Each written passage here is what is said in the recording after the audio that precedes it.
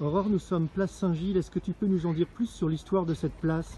Alors cette place Saint-Gilles a été construite au Moyen-Âge pour créer le lien entre les deux quartiers qui existaient déjà à Étampes, le quartier centre-ville qui est un petit peu plus loin et l'autre quartier plus à la campagne, le quartier Saint-Martin.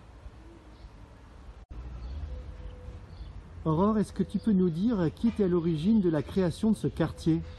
Il s'agit du roi Louis VI le Gros qui en 1123 va décider de construire ce quartier commercial, le quartier Saint-Gilles, entre le centre-ville et Saint-Martin, à condition que les personnes qui s'y installent développent un commerce et en contrepartie, ils ne paieront pas d'impôts.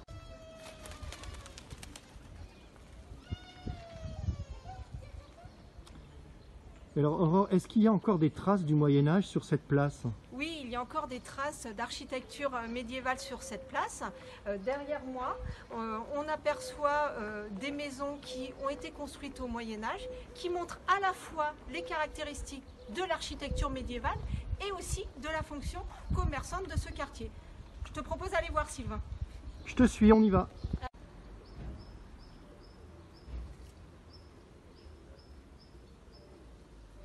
Alors Sylvain, nous voici devant la maison aux piliers, une maison caractéristique de l'architecture du Moyen-Âge.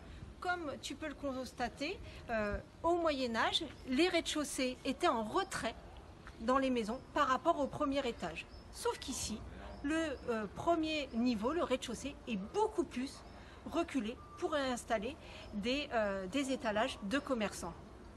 Mais en fait, c'est comme une galerie marchande là au rez-de-chaussée que l'on a, non? C'était un petit peu l'idée, exactement.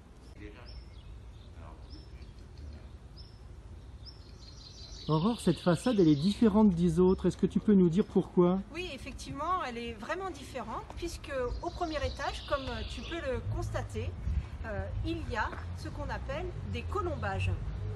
Les colombages sont des pans de bois en croisillon qui sont des caractéristiques de l'architecture des maisons au Moyen-Âge. Aurore, t'as pas oublié de nous dire quelque chose? Parce que qu'est-ce qu'on vendait et qu'est-ce qu'on achetait sur cette place? En fait, j'ai même oublié de vous dire deux choses. Oui, j'ai oublié de vous dire ce que l'on vendait sur cette place. Sur cette place, on vendait principalement le grain, ou le blé, ou la farine, puisque c'était ici, à Étampes, le grenier à grains de la capitale de Paris. Et puis aussi, j'ai oublié de vous raconter pourquoi on appelait cette maison la maison aux piliers. Tout simplement parce qu'elle est soutenue par de grands piliers. Voilà, c'était la Minute Patrimoine et à très bientôt pour de nouvelles aventures.